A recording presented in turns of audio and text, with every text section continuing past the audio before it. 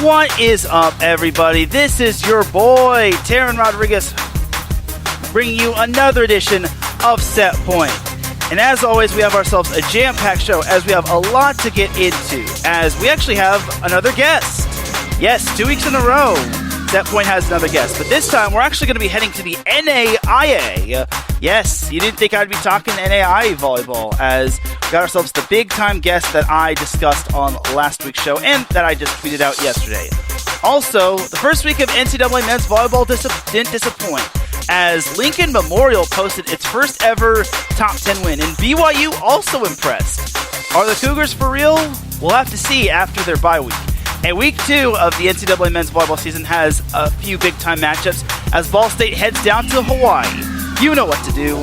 Hand me the volleyball. Set up the net, because I'm about to serve you up some volleyball action here on Set Point. This is Teran Rodriguez bringing you another edition of Set Point here on IE Sports Radio, your direct feed for all that is sports.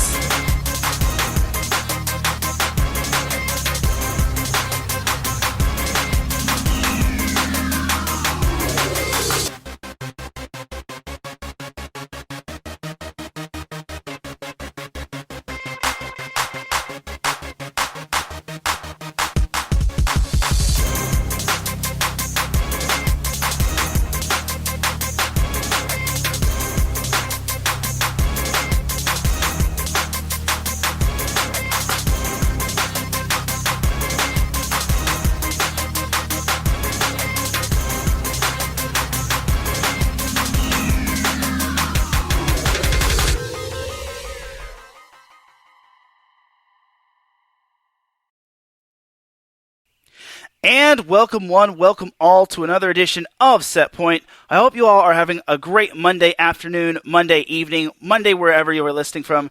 Either way, you have made your way into episode 176 of Set Point. Without any further delay, let us begin. But first and foremost, we have a special guest. My guest is the head men's volleyball coach at Life University, and he's just an all-around great promoter of the sport of volleyball. And also, he's just an all-around great guy. Ladies and gentlemen, introducing the one, the only, Mr. CJ Shearer. How are you doing, buddy? Hey, man, I'm good. Thanks for having me on tonight. Appreciate it. Hey, no problem. Thank you for taking time out of your day to being live with us. And I understand it is 9 p.m. wherever you're at. So, in Georgia, Marietta, Georgia. Yes, sir. So without any further delay, let's get on into this interview. But first and foremost, these are the thoughts and opinions of myself, Teran Rodriguez, and of CJ Shearer, and not the thoughts and opinions of Life University and IE Sports Radio or any other third or fourth party organizations. So just got to get that out of the way. But CJ, the floor is all yours. Tell all these listeners out there who you are, what you do, and basically who CJ Shearer is. I'll try to make this short and sweet. I'm born and raised in a little town, Longwood, Florida, just outside of Orlando. I have now been coaching for, I want to say, close to 10 years now. I was blessed enough to be able to play Division II men's volleyball at Limestone back when it was college, now university. Shout out to the Saints. Hoping they do some big things this year with what they've got going on, but was blessed enough to have a 4-year career. Came home, picked up club coaching around the state, fell in love with it, got an opportunity to start working at the NAIA level, started at Weber International University, helped be a part of starting their men's program there, eventually followed my mentor to Reinhardt University and was part of helping their women's team kind of grow and starting their men's program. Then just very recently got the opportunity to take over the Life University program and just trying to do some big things with that. 31, married to my wonderful and far too good for me wife, Danielle Shearer. We have our little 1-year-old and expecting another one in May. And that's kind of all the fun parts of my life right now. Hey, that's amazing. And congratulations to you and your wife. That's absolutely awesome. And I kind of saw this a little bit earlier, I actually saw that your wife is also a head coach. So feel free to talk about that. And what's it like with you coaching at one college and the other, and your wife coaching at another college? Yeah, so it's actually been really fun. She played herself. She played 3 years at Emmanuel College. When I met her, that was the kind of common thread and connector. She was blessed enough to get originally like a part-time grad assistant opportunity at Oglethorpe University at D3 in Brookhaven, Georgia.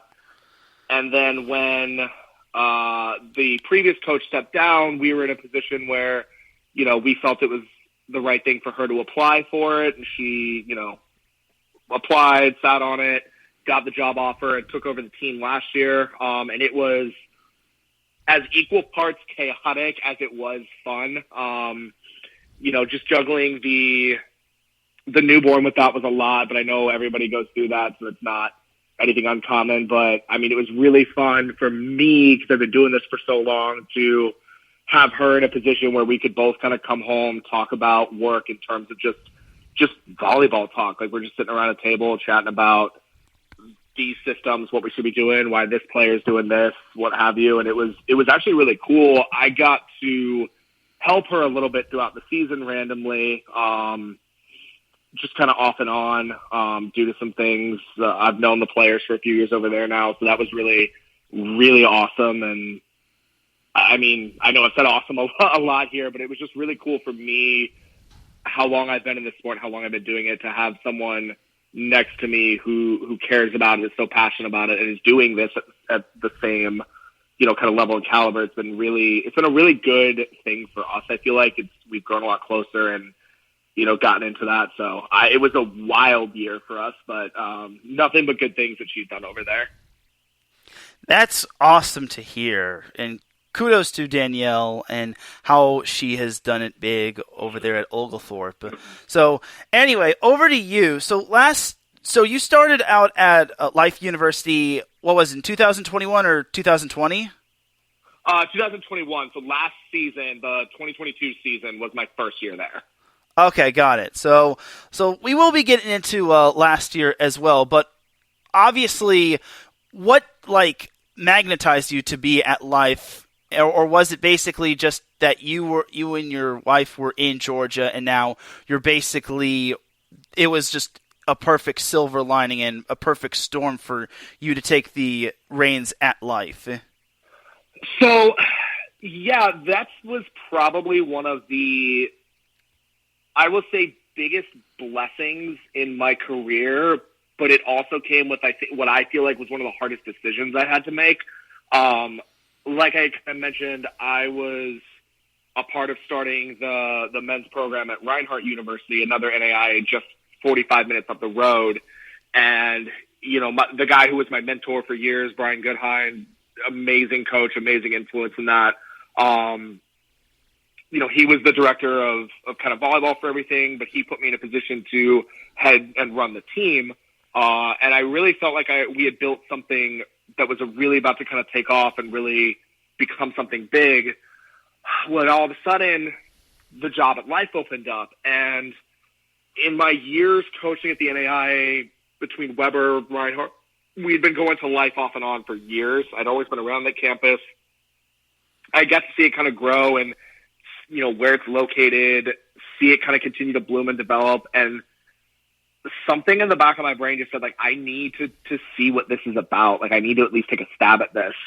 And when I got on the original interview with my athletic director, Jamie, I could just hear the energy and the passion she had for the school. She laid out an unbelievable, all the positives, where the pitfalls were, because if any of us have perfect jobs in the coaching world, we're lying to people. There are cons to every school, as there's just as many pros to it. But she was really able to lay out a vision and a plan for that. And, I went through that interview process, and I sat on it longer and longer, and, right on it. And it felt like the right place for me to be. And when I was blessed enough to get the job offer, I jumped on it. It was a big decision for me. It definitely put my my family in a better spot from my work standpoint. It was my time to kind of step out and what I felt like was really do my own thing and try to put my own cement on things. And it felt like the right environment to do that in and the right place to be a part of that. Cause I mean, everybody loves the schools they're at, and I know coaches speak highly of it, but I really feel a great, like, joy and passion for what we're building as an entire university, not just the volleyball program. Excellent. Just great, amazing stuff right there. So jumping on over to last season. So last season, you all finished 17-7 and 11-6 in conference, which is pretty good, actually, especially for your first year. One of your notable wins came against Edward Waters, a Division III program or Division II program? Division II. They were a part of the SIAC conference that started up last year. Yeah. Well, okay. I should also clarify this. NCAA Division I, II is basically one whole thing. It's also known as National Collegiate. Correct. Yeah, they started doing the National Collegiate or National Championship this season. I did see that. Yes. Yeah. So I have to get myself correct right there. So you're good. No, I know everyone wants to get the tags right. We're doing it, but don't worry. I know exactly what you're talking about. Yeah, no problem. So that win was first of all, it was your season opener. And second of all, it was a huge win for you all. Like, what was the vibe following that win and that being your first win of your coaching career at Life? Okay. So this was just an entirely wild match to begin with, period. So we have our preseason. We're leading up into that, and the vibe in the gym, it feels good. I think like everybody, we're having our ups, we're having our downs, but like we feel really good about what we're doing going into it. And we're finally kind of getting to the system that I think that we're going to want to run, and the players who I think are going to kind of come out are starting to do what we need to do. And I'm sitting there like, okay, we've got this match against Edward Waters coming up. I know they've brought in some solid talent, Division II school. I was like, this is going to be a great opener for us to really test where we're at. Is what I'm wanting to do working, like where we're going to have to go from there. So funnily enough, two things end up happening to this. One, we end up having to move the match to an off-site facility. Our school was hosting something and we got our wires crossed. So instead of playing it in our gym, we actually hosted that at the local club A5's facility. Big enough to host it, didn't cause any kind of big issues there. But so that was number one. Number two, I got COVID leading into that match. Ooh. So I actually couldn't be on the bench for that first match.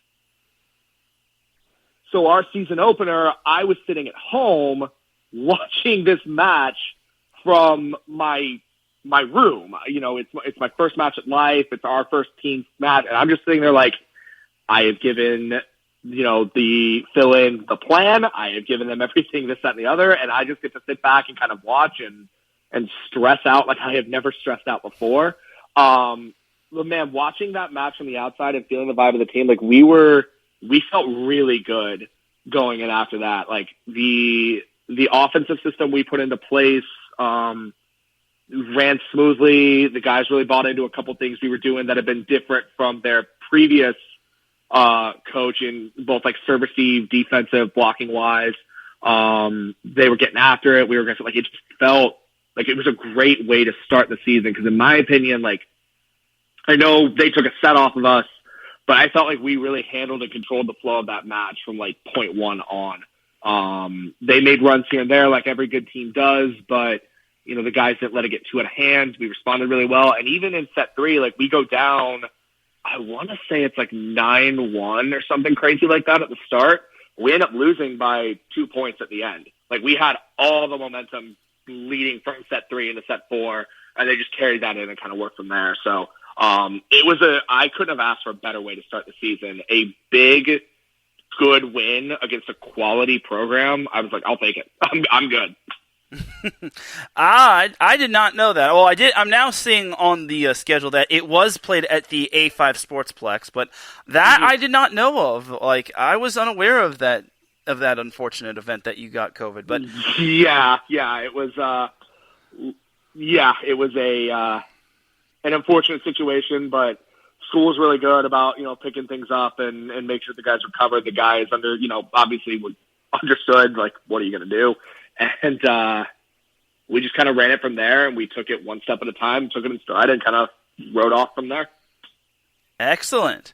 So your first match, or your first win that you were in person for, was against Warner University, if I'm not mistaken. Mm-hmm. You are correct. Yes, sir. Yeah, so that was, was your first win altogether. And then after your loss against Campbellsville, you actually went on a little bit of a winning streak. You won, it looks like 8 in a row, and I think it looks like you beat every team in your conference at least once. So correct. What was clicking for you all when it came to your winning streak? Yeah, so even after that, there were some adverse things we had to get off, like, for example, the loss against Weber. I had kind of abused the NAIA substitution rule sets a little bit. We were running a 6-2 as our main offensive setup because I can sub as many times as I want to, and I think that's a little weird personally, but if you're going to give me the rule, I'm going to use it where I can. We had 2 very, very talented right sides, and that was the biggest reason I was doing it. But one of my setters ended up, for the Weber match, getting sick as well, so he couldn't play that one.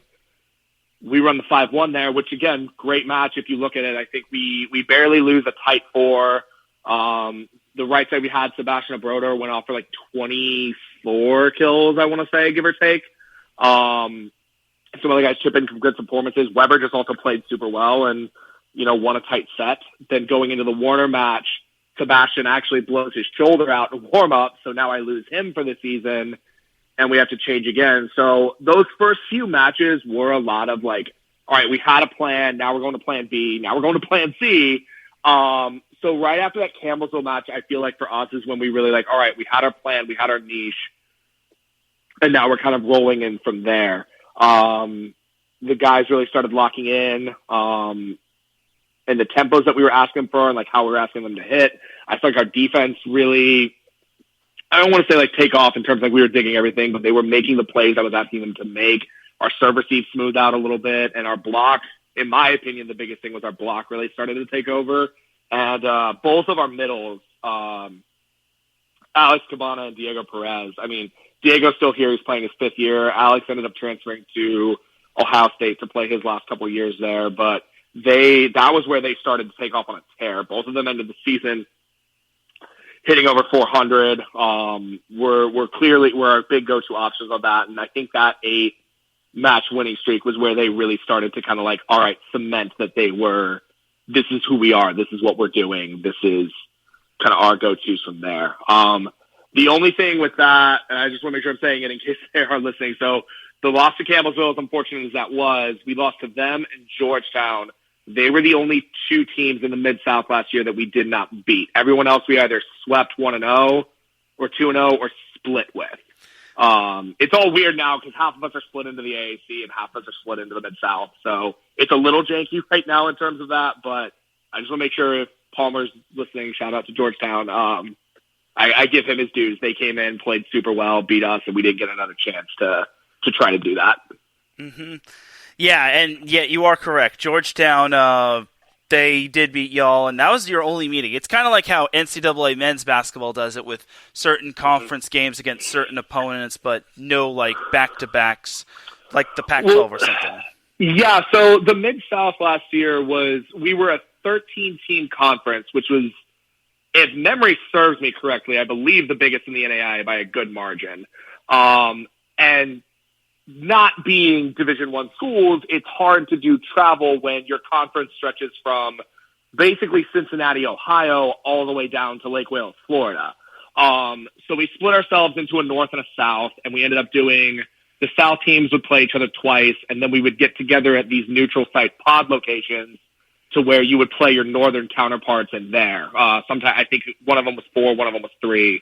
When we had to do it that way. So it was the best way to get it done for us, both from a match perspective and, respecting the constraints that we had under there and respecting everybody's different programs that they had. Made for a lot of fun, made for a long season, made for some interesting challenges at times and game management styles, but yeah, now we're split off from the Mid-South, and we're kind of working from there. Got it. So obviously, we won't pretty much. We all know what happened in the conference tournament, but I just want to know, who were some of your standout players from last year and why? So, standout kids that we had last year to me, Javier Cornier. He was a setter for us. He ran our offense when we kind of finally settled into our 5-1 system. He, in my opinion, locates the ball just as well as anybody in our conference. He knows how to run the floor, knows how to run a good offense, knows who to set when. He's also, 6'3", so that helps us at the top row on the net. Diego Perez, like I said, I mean, it's hard to find middles where you can get them a decent amount of volume. And, as much as we all want middles that are hitting 400 or 500, when anyone's volume goes up, that number somewhat comes down. And Diego was a decent volume hitter for us. He still managed to hit 400 for the year, be a really solid staple in the middle for us. Alex Cabana was our first team all-conference middle. Like I said, he's no longer with us, but super excited. He's getting the opportunity he's getting at Ohio State, but he led the team in kills. I want to say kills, aces, and blocks per set. He was the leader across that board out of the middle for us. Had a great year.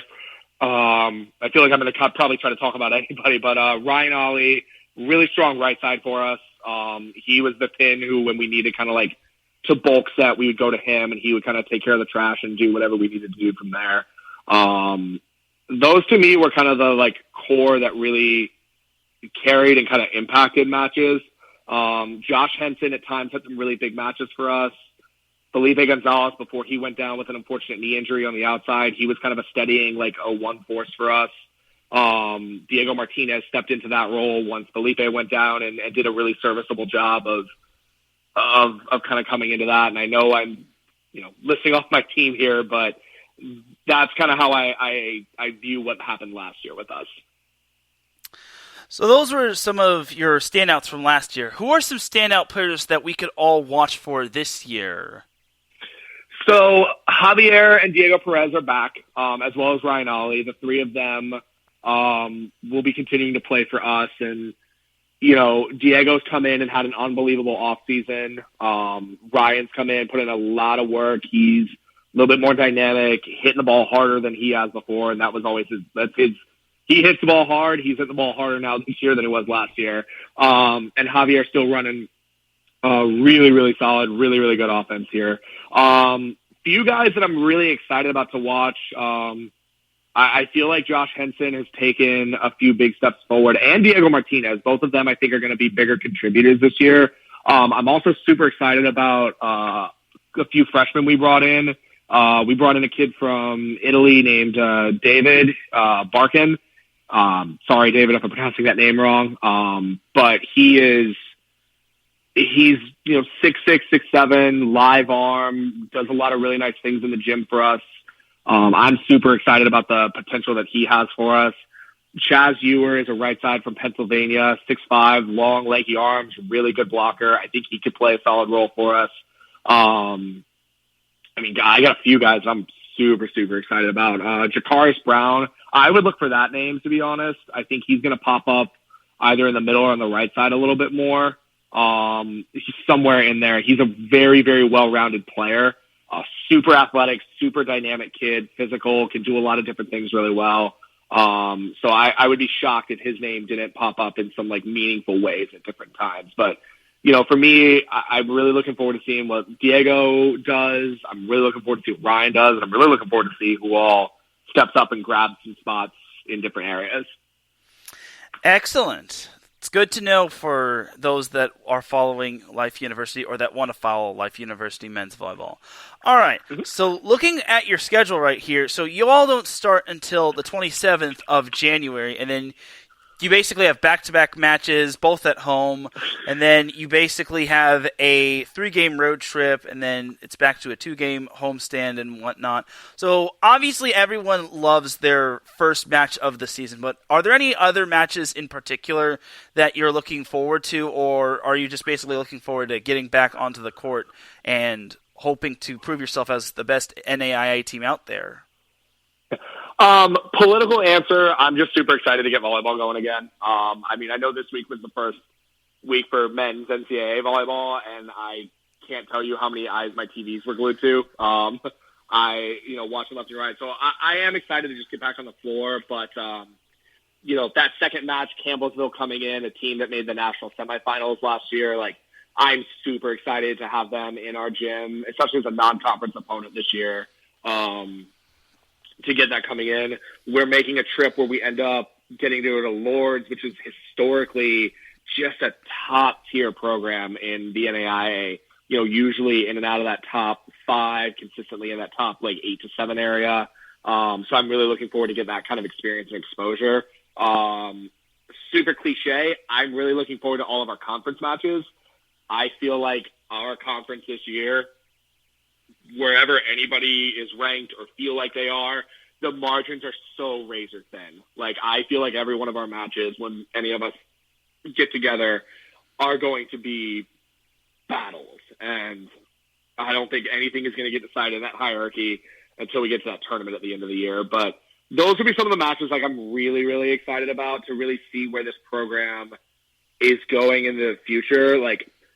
I think all of us as coaches, we want to win everything. We want to do what we not, I'm right now, for me, my goal with this program is just to continue to grow this from a big picture cultural standpoint, continue to put quality matches out on the board, and continue to improve their game and, be the top team in the conference for the first time in this program's history. And if we can compete with some of the big dogs in the younger stages while we're doing this, great. That's awesome. But, we're a little bit off of that right now, but I feel like we're coming. I feel like we're setting the right pieces up, and I feel like our time will be soon. Exactly. And it's obvious, and nothing is built overnight. Rome wasn't built overnight. A house is never built overnight. And I'm certain you all, based on last year, I think you all can do some damage. I'm willing to admit I'm no NAIA expert, but I think based on a great first year, you could definitely build off that, especially if and when your key returners step onto the court and prove that they now have that ability to know your system and to basically know the opponent and all that other stuff. Yeah, I mean, that's the prayer for us. I am really excited about this schedule just from a standpoint of it being what I feel like is going to be a tougher schedule than last year for us. So if we go out and pull some quality wins and get some really good stuff, I'm going to feel really, really good about this. Last year was a great year, and I'm just trying to build off that with each class we have coming in and with how we're teaching and training the guys right now. We had our first day of practice back from break today, and I'm not going to lie, we're shaking off rust, but I'm really excited about some of the things I was seeing for a first day back from break practice. I'm really excited about where this could eventually start taking off too. Excellent. I look forward to seeing what your team can do. All right. So before we dive on into more NAIA volleyball, obviously this is Life University with my interview with CJ Shearer here on iSports Radio, your direct feed for all that sports. Before we dive on into NAIA men's volleyball, I need to know, if I ever want to visit Marietta, Georgia, where are some good places to eat? Oh, man. The Marietta Diner that's just down the road from Life University is actually a pretty famous spot in the Georgia confines there. You would want to go do that for sure. Downtown Marietta has a plethora of restaurants in its little square. It's called the whole area is called Marietta Square. There's a place, I believe, and I'm probably getting this name wrong, and my wife will yell at me later. It's called Lucky Bird's Pizza or Two Birds Pizza. Super, super good. There's a burger joint down there that I cannot remember the name of, and I apologize, but really solid there. I Jamie, I apologize. I'm missing a ton of sponsors right now off the top of my head. I don't have them in our place, but there's a good brick oven pizza joint near us. Marietta Diner would probably be the most famous one, and I would go there and grab a nice little bite to eat for sure. 100% do that. I see. All right. I'll definitely keep that in mind if I ever visit Marietta. All right. So NAIA volleyball. So I'm willing to admit I don't really cover it a whole lot, and I do apologize to NAIA fans. If I covered everything in terms of collegiate volleyball as well as the other volleyball that I cover, my show would probably be 2+ hours. But but for you, CJ, tell us what makes NAIA volleyball so special. So why I feel like it's super unique is it mirrors the Division II model in a way where, like, you can do some creative things and bring in some kids and really be, like, about the journey of the kid. Like, I can really focus on my kids' like development, not just as players, but as off the court young men. And this, I think, is more of a problem that's unique to like revenue Division I sports. So like football, basketball, kind of like in that, where it's so very much like just cutthroat, do this, that, and the other. I feel like at our level, we can care more about the kid, care more about setting it up the right way, and not worry about like wins and loses at the end of the day. And that's a big reason I coach. I know it's a big reason most men's coaches coach across the country, is we want to be there for these young men to help them grow and develop, not just into great players, but into great people. You also get, I think the obvious stereotype, and it's not exactly untrue, is you get a lot of high-level international players that end up coming through the NAIA just for different reasons. And so you get to see some incredible talent out of places that you would just never even expect it to go. Like Grandview, for example, the last few years, the pretty much top team in the NAIA for the last like 4 or 5 years, had one of the, not just one of the most surreal athletes in Felix Chapman playing for them for 4 years, but Rafi Polanco on the right side was also very, very, very talented. And Francisco, and I know I'm missing this last name and I apologize, but Francisco Arenar, the setter, man, you want to talk about a trifecta of kids that have the potential to play at any level realistically, but they just needed that NAIA home fit to be there.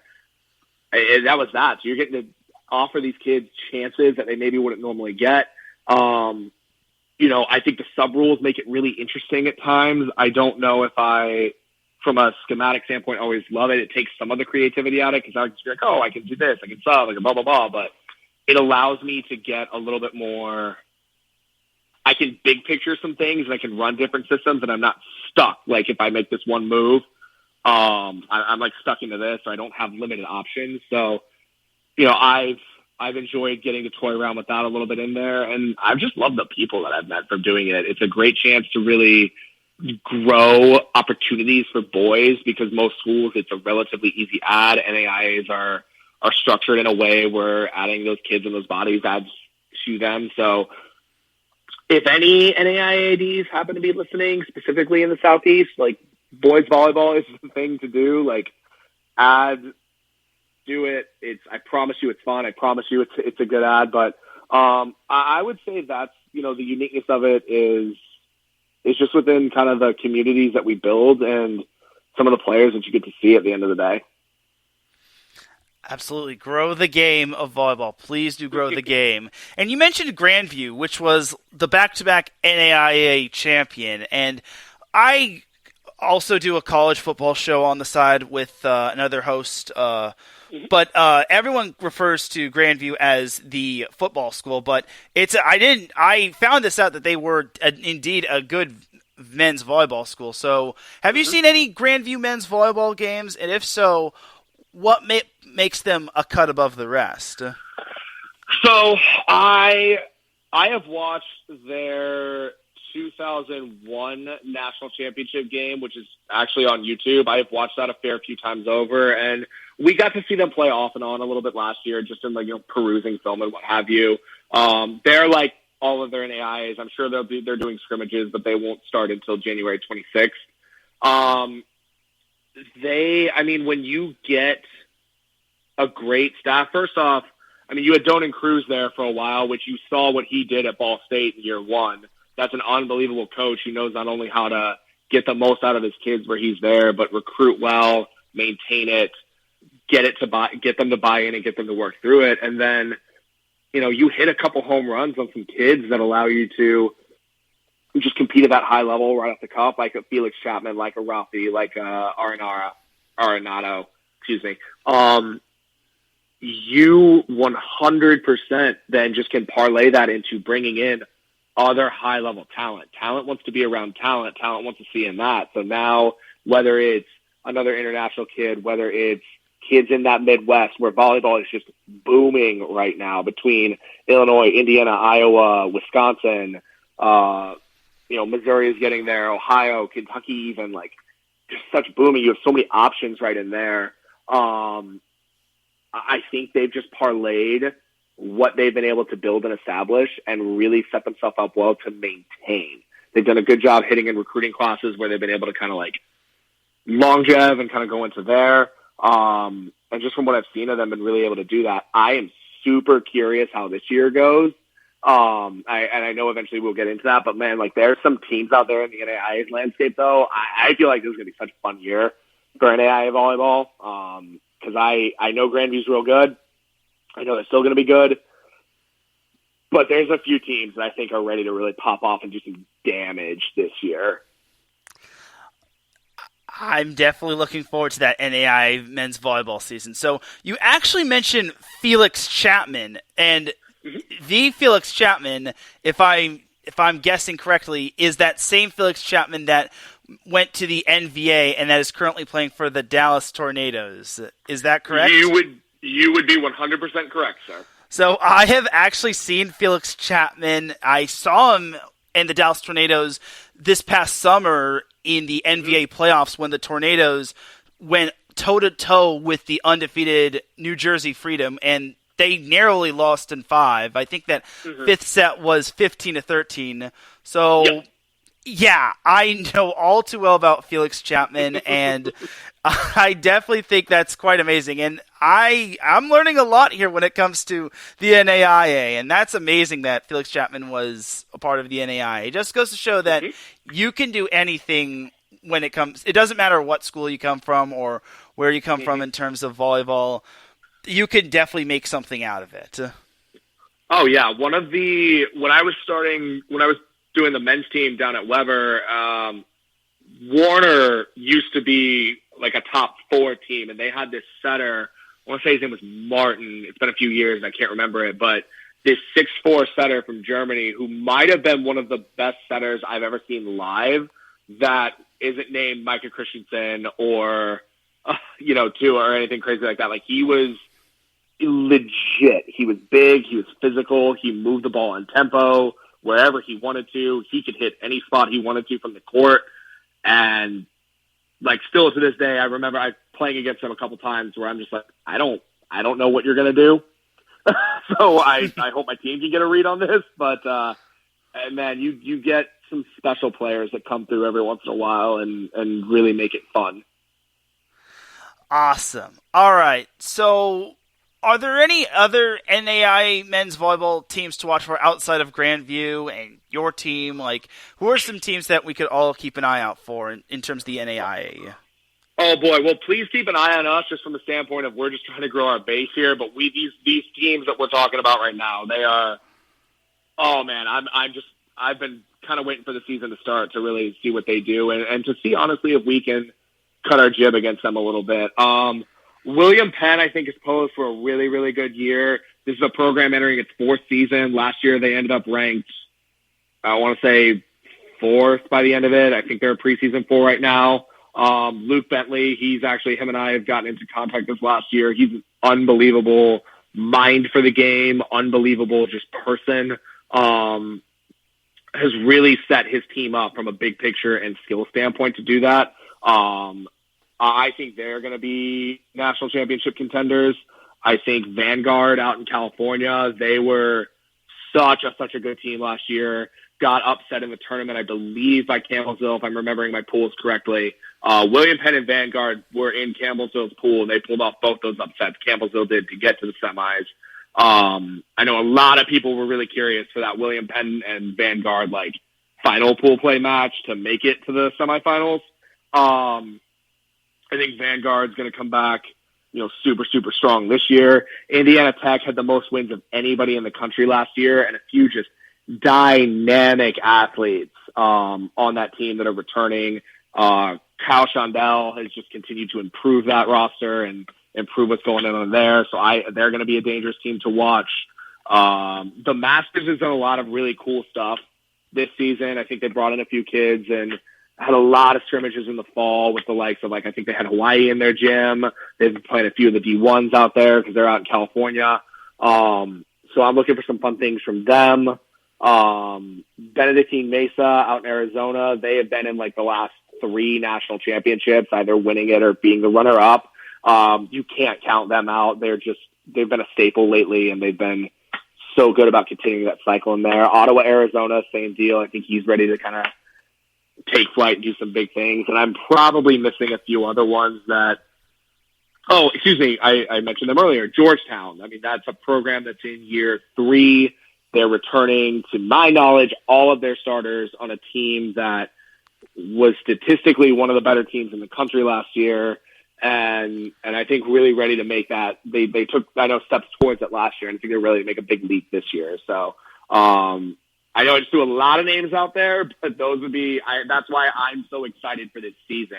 I want to see if we can get in and cut our jib and do whatnot, but at the end of the day, there's just going to be so much good volleyball to watch across the NAIA.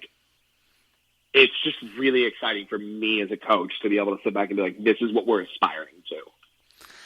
Awesome. And I heard you mentioned Vanguard. I actually have been to a couple of Vanguard games.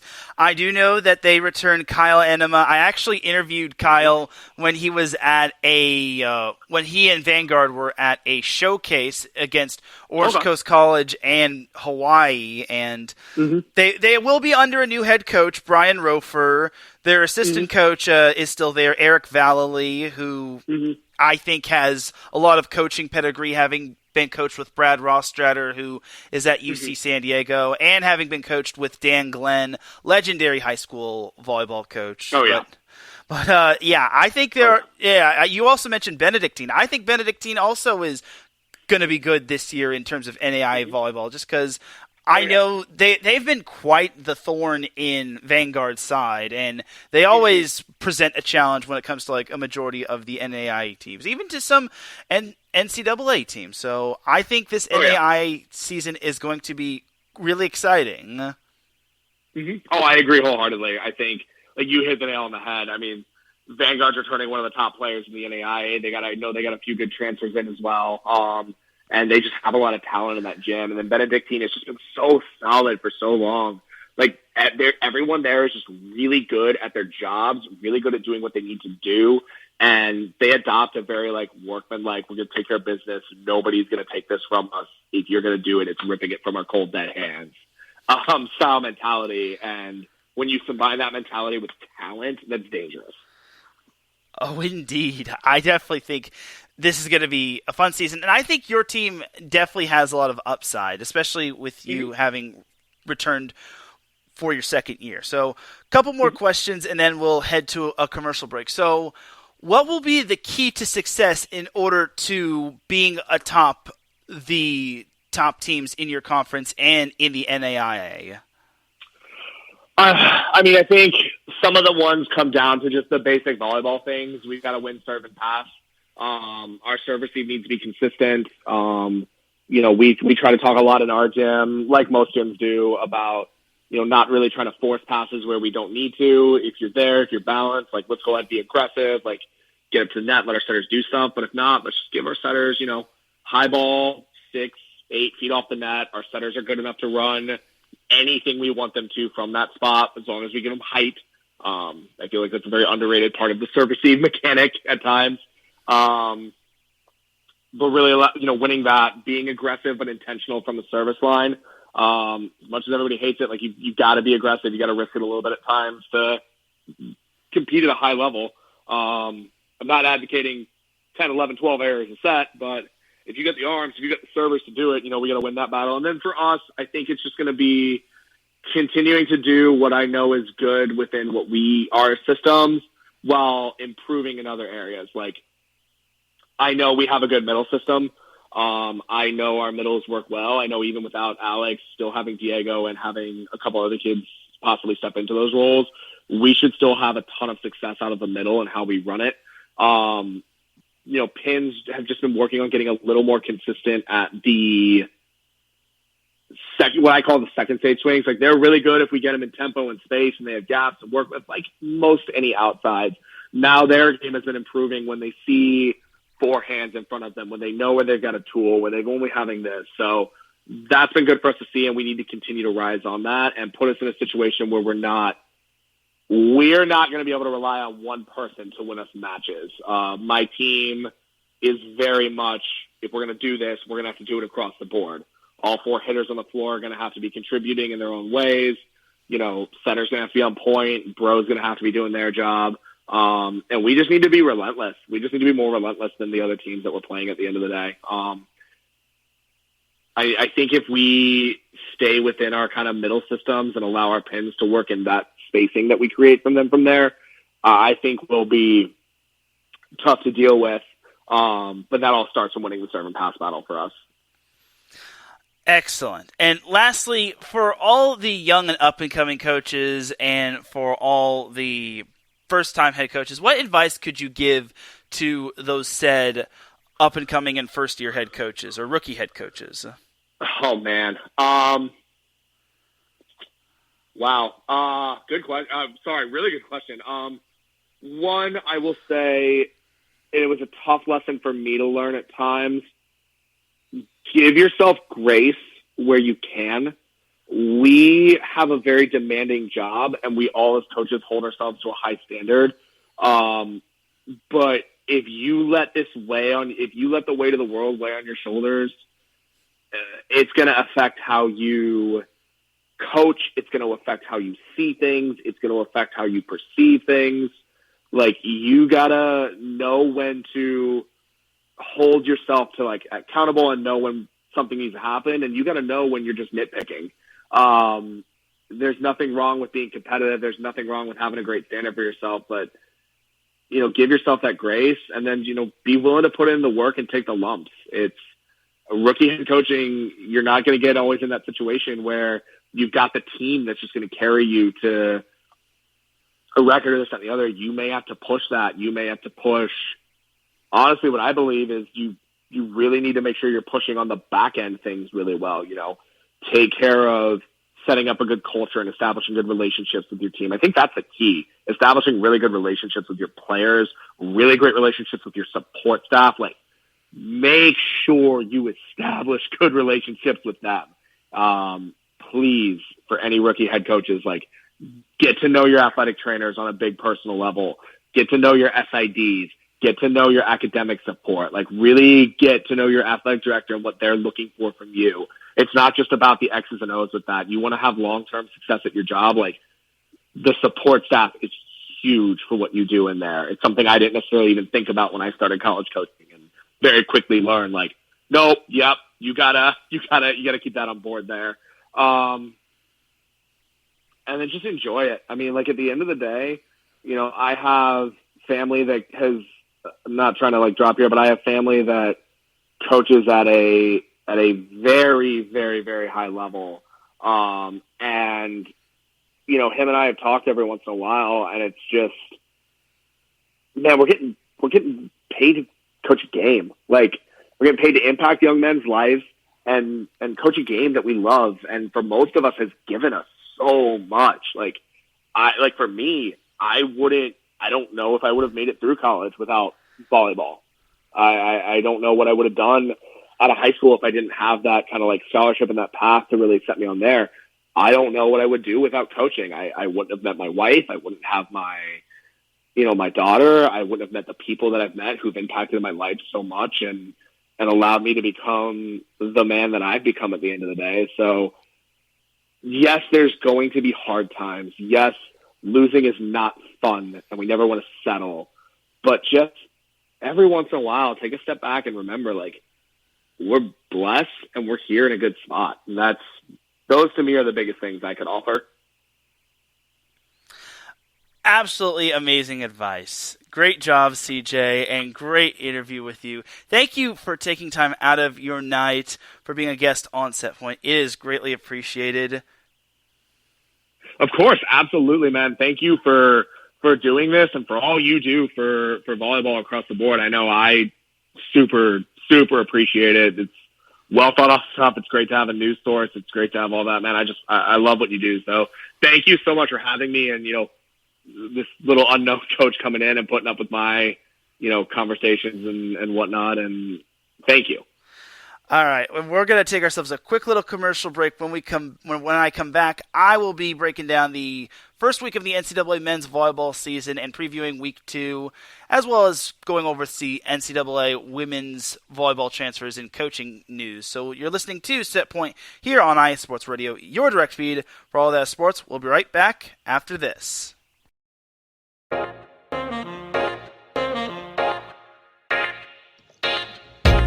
What is going on, everybody? My name is Harrison Glazer, and we're coming at you from the Show That Never Sleeps podcast. I cover the Jets, the Islanders, the Nets, and the Yankees. This is Pierre Moss, and I cover the Mets, Knicks, Rangers, and the Giants. Our show is live every Wednesday through Spreaker and a bunch of other ways to get our content. Again, we're the Show That Never Sleeps podcast. We talk about all those New York sports. It's a lot of fun. We get into all of it. Please tune in. Again, that's Wednesdays at 6 p.m. And we look forward to having you guys right here on IE Sports Radio, your direct feed for all that is sports.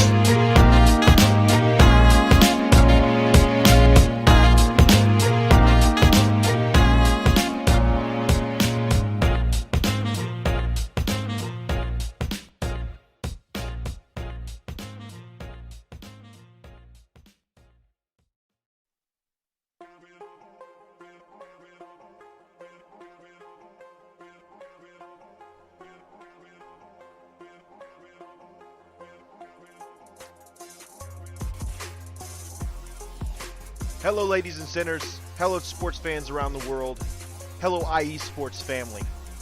This is Cale Henderson, the host of IE Vegas, the Sin City Sports Show, presented by IE Sports Radio. If you folks are interested in sports in the Vegas area, if you're wanting to have a blast for 1 hour, every Tuesday night from 7 p.m. Pacific Standard Time to 8 p.m. Pacific Standard Time, this is a show built for the Vegas sports fans, where we feature the Las Vegas Raiders, the Las Vegas Golden Knights, the Las Vegas Aces, and the University of Las Vegas, Nevada Rebels.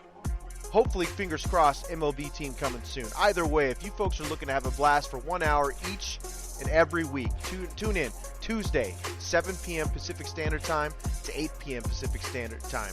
If you folks are interested in Vegas sports news, go to our Twitter, at SinCities_IESR, and you can speak with me, the host, Cale Henderson, at Cale_Henderson on Twitter, at any time. Be happy to reply. Always want to reach out to our fans. Again, the Sin City Sports Show, presented by IE Sports Radio, your direct feed for all that is sports.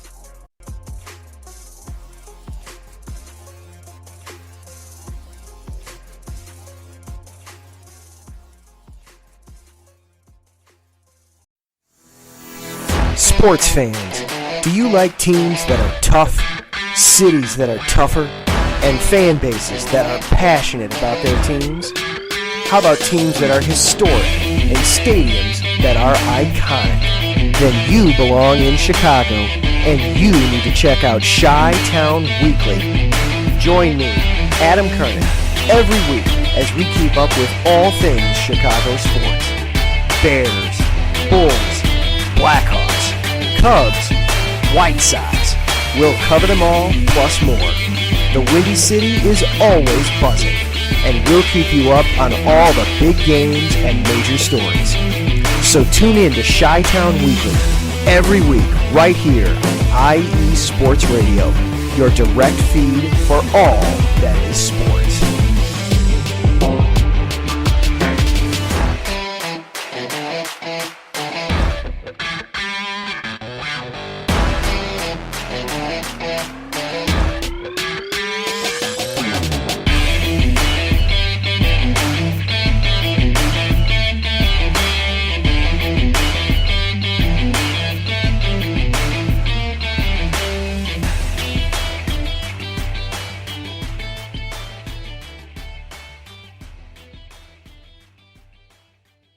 back with segment number 2 of Set Point here on IE Sports Radio, your direct feed for all that is sports. Big thank you to CJ Shearer, Life University men's volleyball coach, for being a guest on Set Point. I really do appreciate you. I actually learned quite a bit of NAIA volleyball. And again, if my show wasn't long, like, let's be honest, Set Point is fairly long when it comes to its show, as it's about, like, let's say an hour and a half tops, because I have to go over pretty much everything volleyball and whatnot. So, but if I can, I'll try to squeeze in some NAIA volleyball on the men's and women's side if I don't have too long of a show, but we'll see. Time will tell. But on that note, it's time to get into the second half of Set Point. But first and foremost, Set Point would not be where it's at without IE Sports Radio providing the platform. IE Sports Radio can be found on Twitter, Instagram, and on TikTok at IE Sports Radio. You can also follow them on Facebook by typing in the word IE, then Sports, then Radio in the search bar. They also have a website, www.iesportsradio.com. And when you go to the website, you'll see a Patreon link at the top, which starts at $5 a month once you click it. This gets you a shot from all of our shows, including this one, and higher tiers include IE Sports Radio merchandise, access to IESRU, the podcasting university of IE Sports Radio, and even a chance to be featured on a segment of our flagship show, The Defining Moment with Larry B. Because for the past 8 years and counting, IE Sports Radio has been bringing you amazing content ranging from interviewing legendary athletes, coaches, and other authorized media personnel to building tailor-made shows dedicated to all major sports cities around the country. All the while, we've been continuing to be by the fans and for the fans. And with your help, we are ready to take the next biggest step. Thank you for everyone and their support, and for making IE Sports Radio your direct feed for all that sports. Shout out to our Patreon supporters, Bay Area Raised Apparel, Marcus Losgate, Key to the Gate, and a donor that wishes to remain anonymous. And with all that said and done, let's get on back into the NCAA men's volleyball action, which is a perfect segue to go into our first little topic. So the first week of the NCAA men's volleyball season arrived last Wednesday. And before we continue, I have to give a shout out to the chat room live on Spreaker. If you are listening live on Spreaker, I appreciate you. And if you have a Spreaker account, definitely come on in and comment as long as you're respectful. Larry B., Mike Pat, John Felipe, and Arthur Parsons, thank you all for popping in. And John Felipe says, "No, you are killing it." And Mike Pat added a little few comments here and there. He said something was very cool about my guest and how their team and how Life University was able to kill it in the first in Shearer's first season. And then he also adds, sounds like California schools joining a Midwest conference in football. Oh wait, that was probably the part when he was discussing the conference format when it comes to Life University's conference. And also, Mike Pat said that was a very political answer. That was when CJ gave out the political answer. And Arthur Parsons says, "Teran, I already know the show has been top-notch. Glad I can make it for the next segment." Thanks, Arthur.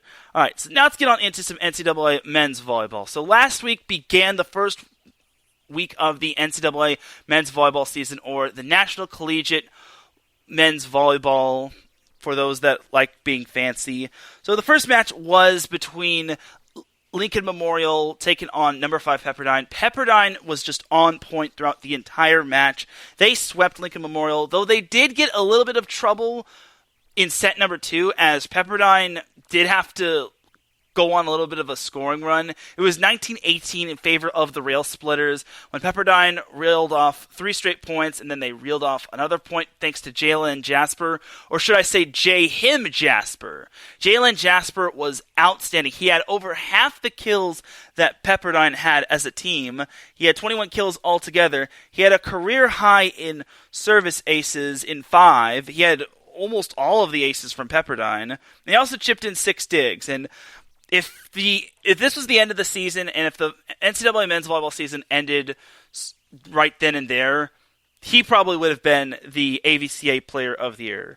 Thankfully, there's more games where that came from, as Pepperdine swept the match, as they hit 247 throughout the match. They started getting a little cold in that third set.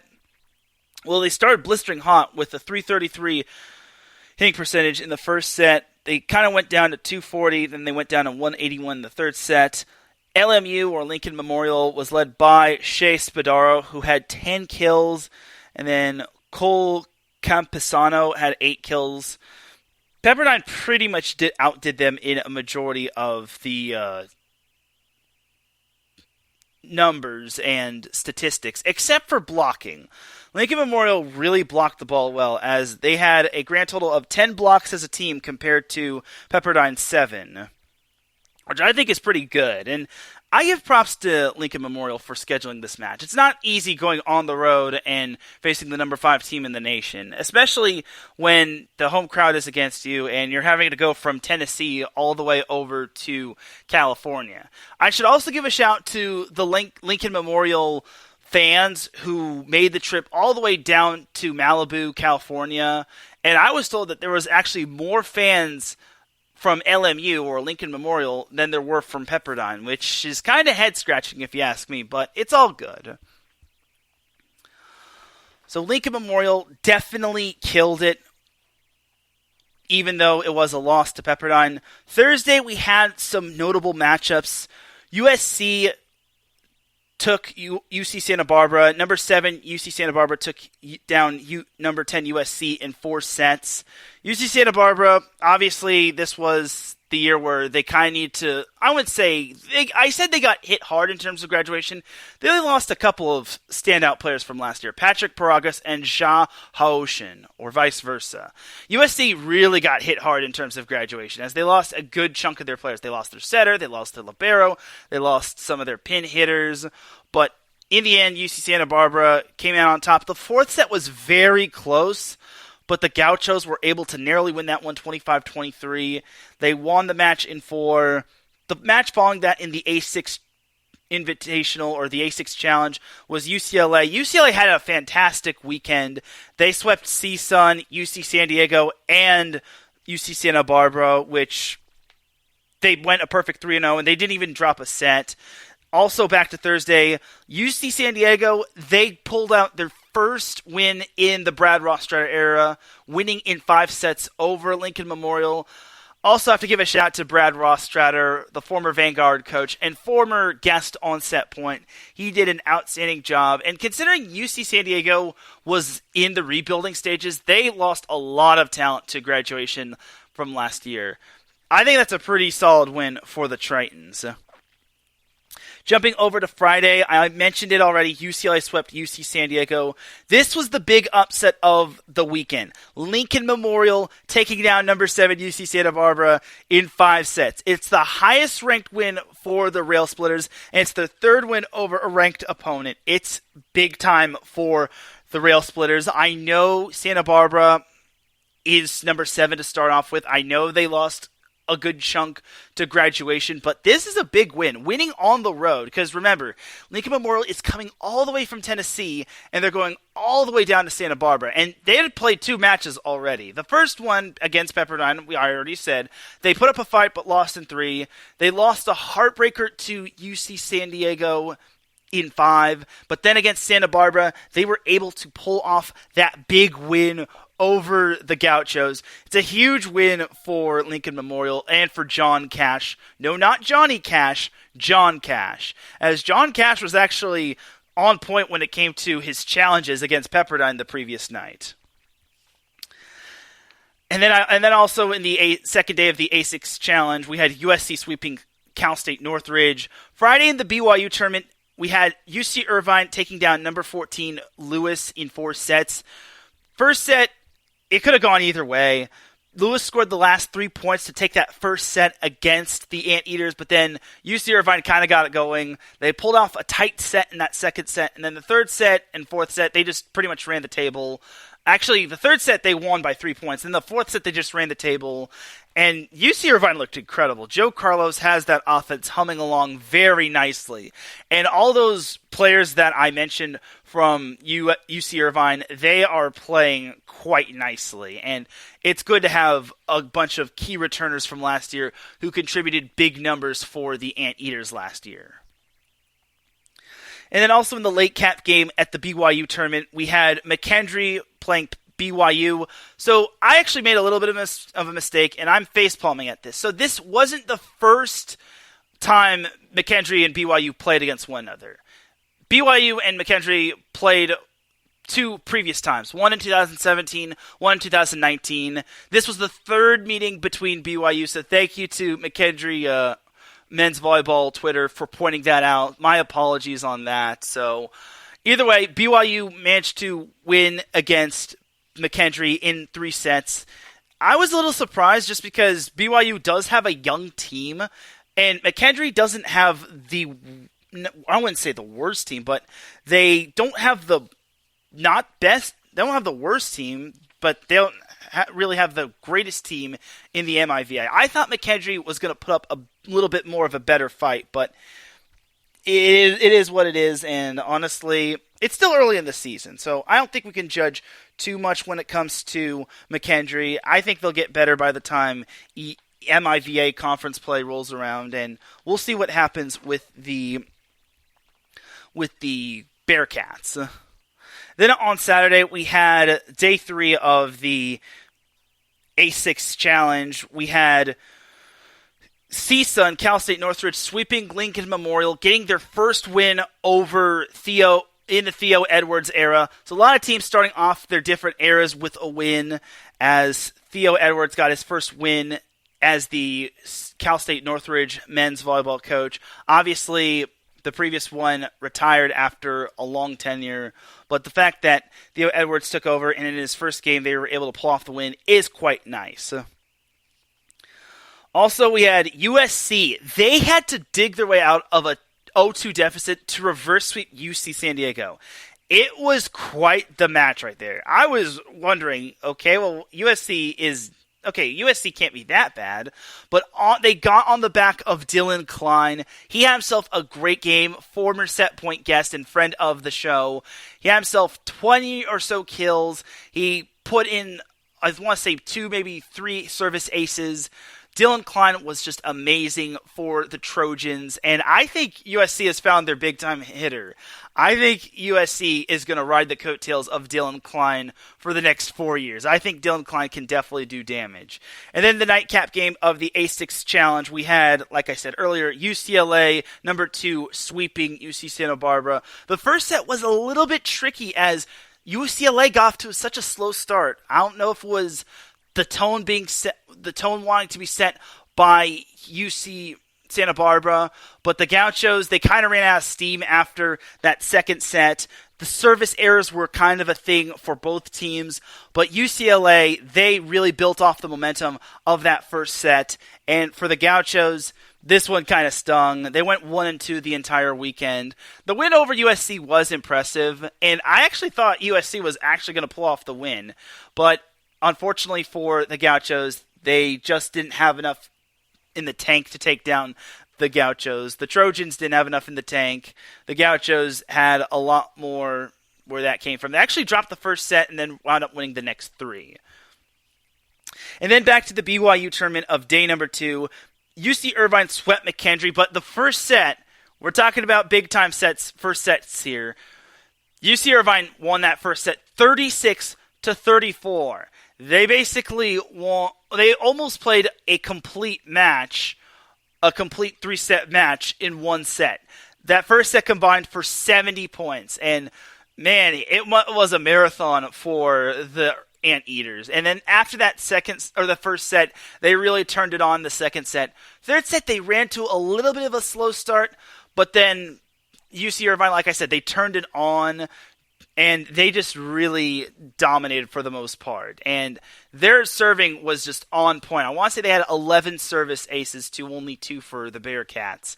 But that's just how good UC Irvine is. They are quite the team to watch for in the Big West Conference and altogether. Then we had the late cap game on Saturday in the BYU tournament. We had unranked BYU upsetting number 14 Lewis. I think this can be classified as an upset. I think BYU, a young team, took down a promising Lewis team. Again, Lewis did lose quite a bit to graduation, but they do return Kevin Calling, who was their All-American honorable mention, All-MIVA second team.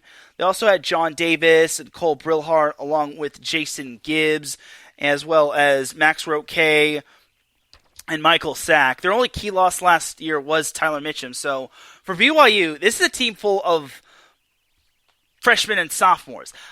And for them to pull off a win at home against Lewis is quite incredible. I really think that could be a momentum booster. Yes, it's only Lewis. I mean, no disrespect to Lewis. I mean, they're still trying to get past life without Tyler Mitchum.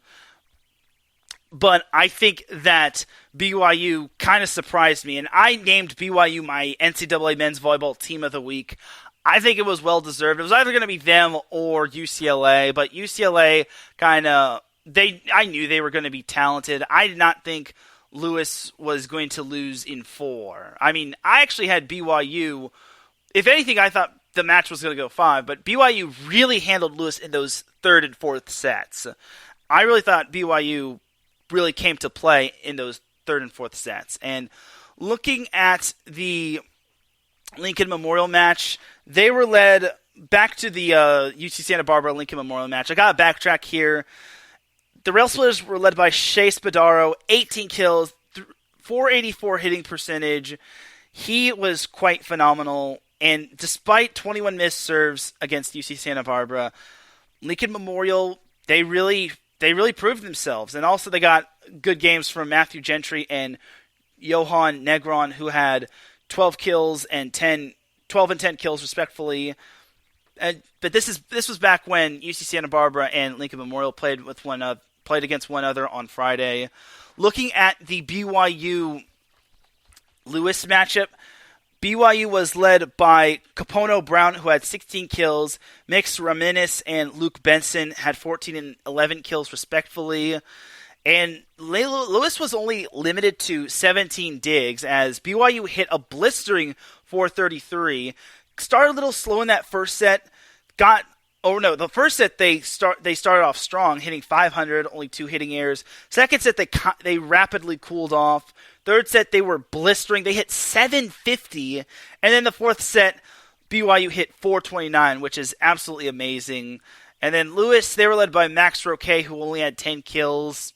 I mean, Lewis didn't have a bad weekend, but it could have been a whole lot better. And again, UC Irvine, I know they're very talented. The fact that they took a set off them was nice, but losing to BYU, I don't know. I thought that they were the number 14 team, Lewis was, in the preseason coaches polls, and I didn't think they would lose like that. So it's interesting to see how Lewis is going to do, just because they did lose Tyler Mitchum as well as a bunch of other guys, but for Lewis, I think they're going to be a work in progress. So that is that for that little matchup right there. Just needed to go over those 2 upsets. Those were our only 2 upsets of the weekend. On Saturday, we also had NJIT sweeping Purdue-Fort Wayne. Now, NJIT, I think they're a sleeper team right there. I think the Jersey Grit is absolutely real, and they have a lot of returning players. I'm definitely going to see them when they play Long Beach State at least one time. So definitely keep an eye on the Highlanders. They could be the second best team in the EIVA, right behind Penn State. They're definitely in that top 2, if not top 3 conversation. Also on Saturday, in terms of the EIVA, we had number 4 Penn State beating number 13 Ohio State in 4. Normally this would be a Big Ten matchup, but for Penn State, it wasn't. Unfortunately, there is no Big Ten in men's volleyball. The day before Penn State and Ohio State played, Penn State actually had to go 4 with Central State, the Pirates. And the first 2 sets, it was basically even at 1-1. Penn State won the first set, Central State won the second set, and then the third set and fourth set went to Penn State. Penn State really had some of its top players going off. It wasn't really the Brett Wildman show or the Cole Bogner show or the Toby Ezeonu show. I want to say there was one other guy that came up big for Penn State, and that's big time right there. If Penn State could get more offensive firepower and not just the returning players from last year, then that makes Penn State such a tough team. And they checked in at number 4 in the AVCA coaches poll from the previous week, or the preseason coaches poll, and that could be scary right there for all these other teams. I really think Penn State has a lot of firepower, and it's going to be interesting to see how Mark Pavlik's team does going forward. I think that Penn State team is going to be something to watch for, and overall, that Penn State player that I was referring to was John Kerr. He's a senior outside hitter. He had 21 kills. He hit .545. He had 5 blocks, 4 digs, and he had a service ace in that win over Ohio State. So for Penn State, it's just another option to go to offensively for Cole Bogner. I really think that Penn State has that extra gear in them. And then some other notable results. Penn State beat Central State in 4, like I said, on Friday. The Friday and Saturday, we had St. Francis pushing Stanford. Stanford beat St. Francis, yes, both times, as they won the first match in 4. But on Saturday, Stanford had to go 5 with the red flash as St. Francis went up 2-1 against Stanford, and Stanford won the 4th set. They had just enough in the tank to pull off that 5th set, and fortunately for Stanford, they survived. Like I said, I was high on Stanford this year. I really think they have potential to make a push in the MPSF. They return a good amount of players, such as Will Rotman. He was outstanding. First match he had against St. Francis, he had 15 kills, 4 aces, 4 digs. And then on Saturday, he had 21 kills, 2 aces, and 3 digs. Someone else to keep an eye out for Stanford, Theo Snowy, or Snewy. If I'm mispronouncing that, I apologize. But Theo Snewy, he came up big for Stanford. First match, he had 13 kills, 3 blocks, and 8 digs. And then on Saturday, he had 13 kills, 2 aces, and 6 digs, which I think that's quite amazing for Stanford. It gives them that extra gear. So it's not just the Will Rotman show. It's basically other players doing their part and rowing the boat or rowing the boat. That's the old saying, volleyball saying. So overall, got to watch out for Stanford. I think the Cardinals definitely have what it takes to make some noise. And that's pretty much that for all of the matches that happened this past weekend, as I really think that it was a great first week of the NCAA men's volleyball season. So we're actually going to go to the preseason coaches poll. I don't think I went over this last week just because the preseason coaches poll was released on Tuesday and I had my show on Monday. So we'll start off with 15 through 11. So the top 15 consist of, in the preseason coaches poll, Princeton at 15, Lewis at 14, Ohio State at 13, Loyola of Chicago at 12, and Grand Canyon at 11. 10 through 6 consist of USC at 10, Stanford at 9, UC Irvine at 8, UC Santa Barbara at 7, and Ball State at 6. 5 through 1 consisted of Pepperdine at 5, Penn State at 4, Long Beach State at 3, UCLA at 2, and the number 1 team starting off in the preseason coaches poll is Hawaii, the reigning NCAA men's volleyball champion. The NC men's volleyball national champion, or NC Division 1 and 2 national champion. I keep forgetting National Collegiate. It's not NCAA. I'm sorry. I'm still trying to get used to that. But now let's go into this week's coaches poll. So, mostly not too many changes. 15 through 11 consists of Lewis at 15, Ohio State at 14, BYU. They jump into that top 15, checking in at number 13. The young Cougars have a bye this week. Keep an eye out on them the rest of the way. Loyola of Chicago at 12 and USC at 11. 10 through 6. 10 is UC Santa Barbara. Biggest drop. They went from 7 all the way down to 10. 9 is Grand Canyon. They won twice against McKendree at home. 8 is Stanford. They moved up. 7 is UC Irvine. They moved up. 6 is Ball State. They were idle. And then 5 through 1 is Pepperdine at 5, Penn State at 4, Long Beach State at 3, UCLA at 2. And the still number 1 team in the AVCA Division 1 and 2 men's volleyball coaches poll is Hawaii.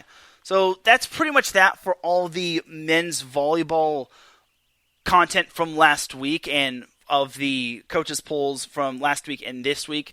So my little qualm with the top 15 is, why did Princeton make it into the top 15 to start? Then they got booted out just because they didn't play anybody, and then BYU jumped up.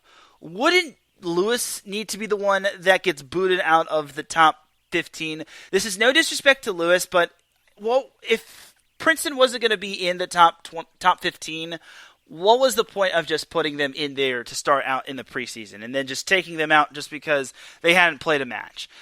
As of this recording, Princeton did register their first win of the season as they defeated DeUville in 3. And big shout to last week's guest, Sam Schweisky, as he registered his team's first win of the 2023 season. But I kind of wonder, why did Princeton jump into that top 15 and then they got booted out just because they didn't play any matches last week? What was there any point to including them in the top 15 to begin with? That's kind of some big food for thought right there. So just something to basically keep an eye on. But that is going to do it for the AVCA coaches polls. Now let's get on into Week 2's NCAA men's volleyball matches to watch for. And we don't have too many matches to watch for. We don't have too many ranked-on-ranked matches. But the match of the week, or matches of the week, is number 6 Ball State at number 1 Hawaii. Rematch of the NCAA men's volleyball semifinals, or NC men's volleyball semifinals. First match is going to be on Thursday when Ball State plays Hawaii, and the two will play again the following day. It's going to be 7 p.m. Hawaii time, 10 p.m. Pacific Standard Time, and then if you're on the East Coast, I feel bad for you. But for Ball State in Hawaii, it's going to be a barn burner. If you remember last year, Hawaii went up to Ball State, and Ball State beat them both times, despite Hawaii having to deal with injuries and sickness and all that. Then in the semifinals last year of the tournament, NC tournament, Hawaii beat Ball State in 5, and they eventually wound up winning the national championship. This is going to be a big-time matchup, and this is definitely the matchup to watch for this weekend, just because Ball State, obviously, they have a lot of expectations this year, taking on a very talented Hawaii team. Remember, Ball State returns Caleb Jennis. They also have Felix Agareva, Vanis Buckholes, and then you got to watch out for Dyer Ball, Griffin Satterfield, and Bryce Berendt. Sorry if I'm mispronouncing that one. And then Hawaii, obviously, got Jakob Tele. You've got Spiros Chakas, Guillerme Voss, Cole Hoagland, Brett Shearer, Chaz Galloway, all those players that returned from last year's team.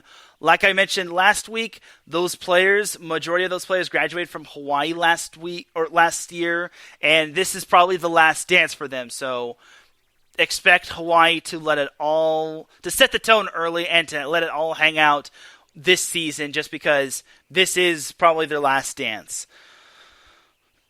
Then on Friday, in addition to Ball State Hawaii, we have number 10 UC Santa Barbara taking on number 8 Stanford. So UC Santa Barbara, Ryan Wilcox, he performed well last weekend for the Gauchos, but now they head down to Stanford to take on the Cardinal. I imagine they're going to be playing at Maples Pavilion. Stanford, they've got a lot of returning players from last season. They're definitely going to be making some noise, as they've got Will Rotman, they've got Nathan Litsky, Kevin Lamp, Justin Louis, Luke Turner, and like I said, they have that other top player in Theo Snowy, who I think Theo Snowy, who I think could do some damage for the Cardinal as well.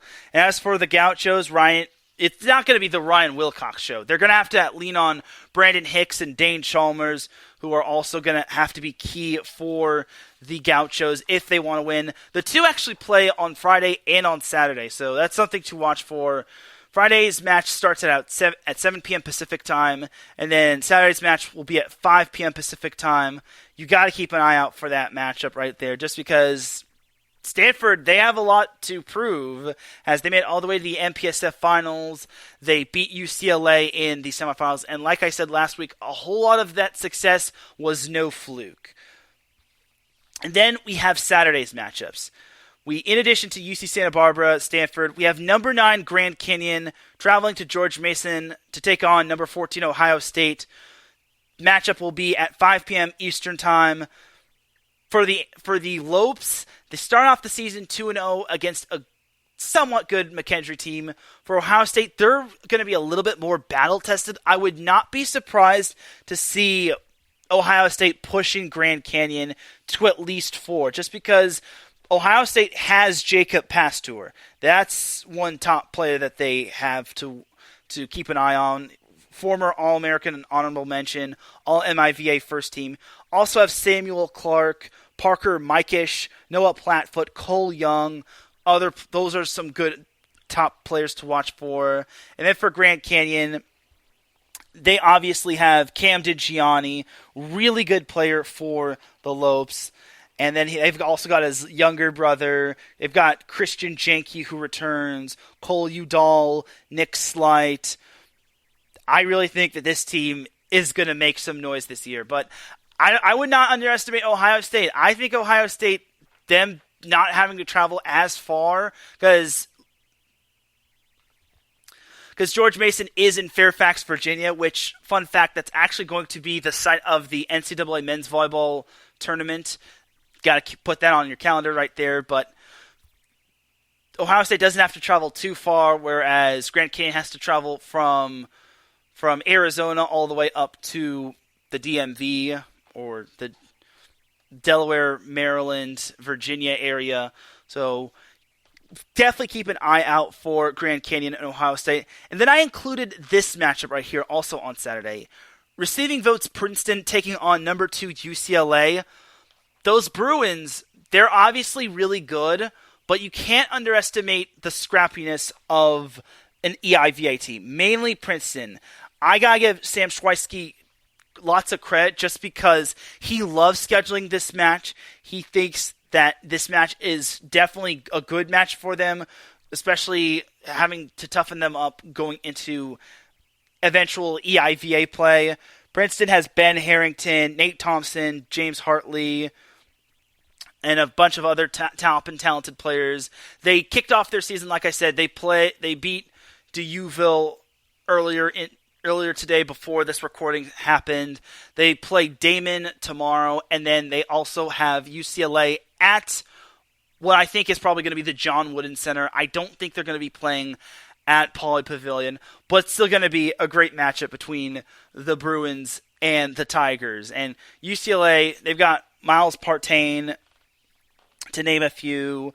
They have Merrick McHenry, Ethan Champlin, Ito David, Guy Guinness, and a bunch of other talented returning players. I really think that this Bruin team left a lot of meat on the bone, but I think they have a lot of unfinished business to attend to, and I think they're definitely a team to watch for. Definitely a team to watch for, and I'll be interested to see how they'll do this week as they take on Princeton following a successful A6 challenge. And then where I'm going to be at on Friday, I'm actually going to be at Long Beach State for Long Beach State's little mini tournament, as I'm going to be checking out USC versus Lindenwood on Friday. And then I'll check out Long Beach State versus King of Tennessee following that USC Lindenwood matchup. I get to see the Trojans in person. I definitely think there's a lot of upside to the Trojans despite having a young team. I will definitely see Lindenwood as well, and also get to see King, and also get to see Long Beach State. This is just me pulling off my assessments and my notes of which team looks good, and I really think that USC, I want to see how good USC is, because I think they could have beaten Santa Barbara. I know it was the Gauchos' first home game. I know USC had to go from Los Angeles to Santa Barbara, which is quite the trek, but I think USC can prove themselves this season. And I'll also be seeing USC later on in the season when they play Long Beach State. But they're not going to be playing Long Beach State this weekend. They're going to be playing at Long Beach State. Now, Lindenwood will play Long Beach State, and King will play USC on Saturday. I'm not going to be at those matchups on Saturday just because I've got some business to attend to. But for me, I think that matchup will be played in the Pyramid. If I recall correctly, I don't think the men's and women's volleyball team, or not the men's and women's basketball teams play.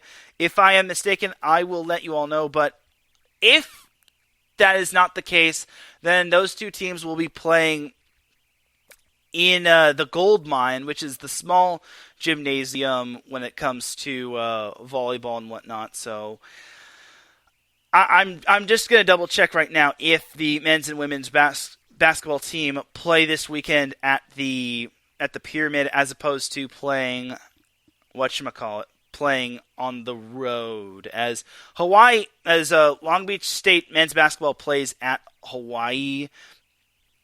And then the women's basketball team, I imagine, is probably going to play at Long Beach State in the Pyramid. Yes, that is going to be the case. But here's the thing. They actually play at 3 p.m., so they're playing in the Pyramid. I don't know if... Actually, no. I highly doubt that the Pyramid is going to get turned into... Because Long Beach State plays on Terraflex court, and that takes a long while to build over the top of the basketball court. So be prepared to see USC versus Lindenwood or USC versus King in the Gold Mine, and then for Long Beach State Lindenwood, also be prepared to see them in the Gold Mine. If anything, Long Beach State Lindenwood will probably be in the Walter Pyramid, but that's just a little forewarning of there. Just don't want anyone to go to the wrong facility. But that is going to do it for my preview of NCAA men's volleyball matches. Now we have to get on into the coaching news and the transfer news. So we'll start off with the transfer news, and I think the transfer news has kind of quieted down. There were some notable names that transferred starting on Wednesday before the NCAA men's volleyball season started. We had Emery Satula, the Big Sky Freshman of the Year, transferring to Utah, which I think is big time right there. And I think it's huge just because, well, Utah obviously missed the NCAA tournament last season, and they need all the help that they can get, especially following the graduation of Danny Drews. And Utah had some promise starting off, but then I think the inexperience and then the losses just kept piling up. So for Utah, I think this is a great addition, getting Emery Satula. And I think that she brings a lot of upside for the Utes. And I even said this, I think Utah can make the NCAA tournament next year. Obviously, it was a tough season for them. Obviously, the losses piled up, and then they lost a few games here and there. But I think the Utes are capable of making the NCAA tournament. Their biggest win of the season, if I remember correctly, was against USC, but that's kind of where the buck stops. You're not going to get into the NCAA tournament just by beating them and them only. You got to beat some of the other top dogs, and having Emery Satula definitely helps that out. Also on the same day, we had Jade Demps transferring from Wisconsin to LSU. Now, this is huge for the Tigers, just because if their seniors from this year take the fifth-year option to return to LSU, then they've got a loaded lineup. Just because LSU, they have to keep up with the likes of Kentucky and Florida. And then other teams are probably improving as well, such as Auburn, Arkansas, Georgia, the list goes on and on. But for LSU, they know that they have to keep up with the big dogs in the SEC, and getting Jade Demps was big. The numbers don't show it, but she put up really good numbers off the bench. And notice the words off the bench. That's because you don't put up a whole lot of numbers when you have to rotate in off the bench, and I think for Jade Demps, I could see her starting for the Tigers, and I could see her putting up a lot of numbers for the Tigers next season. Jumping over to the ACC on Thursday, we had Charity Looper, the former UCLA standout, transferring from UCLA following her first 2 years over to Louisville. That is huge, just because Louisville needs more firepower offensively, just because they lose Claire Chaussee and a few other kill leaders, such as Amaya Tillman and whatnot. Getting Charity Looper is a start for them, and the rich get richer, and I really think Louisville, I had my doubts for Louisville next season, but I really think Louisville might have what it takes to be back on the big stage next year. This is a big stretch, and this isn't me trying to put them on a pedestal, but I think Louisville definitely has some promise next year. But it's all about a time will tell thing, so we'll see what happens. And obviously they lost Raquel Lathero as well, but getting Charity Looper is a start to what could be a return trip to the NCAA Final Four. But we'll see. Then today we had, staying in the ACC, we had Kiari Roby, who transfers from Oregon to Florida State. So this is kind of a good addition for the Noles, as she was fourth on the Ducks in kills with 156, but she led the team in blocks with 107. And they kind of need that defensive and offensive presence, mainly on the defensive presence, just because I think that Florida State will definitely need a lot of firepower to fill the void for players such as Emma Clothier and some others as well. So for Florida State, I think this is a good start for them, and they have to keep up with the likes of Pitt, Louisville, Georgia Tech, and then North Carolina, and just to name a few. But that is basically it for all your transfers. There were a few other transfers here and there, but I saw that UCLA got Lauren Hendrickson from Florida, as she only played 2 matches in 2 sets. And yes, I understand she was recruited highly by the Gators, but I want to see her actually making an impact. I'm not trying to say she didn't do great back in her year at Florida, but she only played 2 sets in 2 matches, in 2 different matches. I can't really judge on that. But UCLA is picking up the pieces. They're trying to build around Anna Dodson, get her some help, just so she's not the number 1 player on that team. Because as CJ Shearer said, you're not going to win any matches with just 1 player. You got to have a full supporting cast for your team. All right, so that's that for the NCAA women's volleyball transfers. Last thing we will discuss is the NCAA women's volleyball coaching news. So this past Tuesday, I want to say, Wednesday, 5 days ago, we had UNLV hiring Malia Shoji. So Malia Shoji, she actually spent 5 years as the associate coach for Utah, and she played a critical role in coaching Danny Drews, who became Utah's first ever Pac-12 Player of the Year in women's volleyball. In addition, Shoji spent 8 years overall with the Utes, or 8 seasons overall with the Utes, helping them make the NCAA tournament 6 out of those 8 seasons, which included 2 Sweet 16s and 3 third-place finishes in the always tough Pac-12.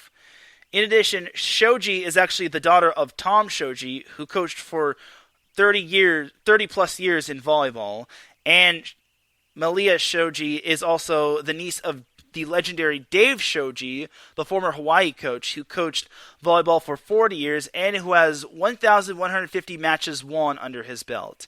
And Shoji is also the nephew of Kawika and Eric Shoji. Kawika just retired after a long career of volleyball, and Eric is currently on the U.S. national team. So what I'm trying to say is Malia Shoji, she has volleyball in her DNA. This is a big-time volleyball head. I think she's going to bring a lot of wealth and knowledge for the Rebels. And the Rebels, they won the regular season championship in the MPSF, and they also made the NCAA tournament where they lost to a talented Washington State team. But for UNLV, I think the future looks bright for them. We don't know what's going to happen with San Jose State. Utah State could have some question marks.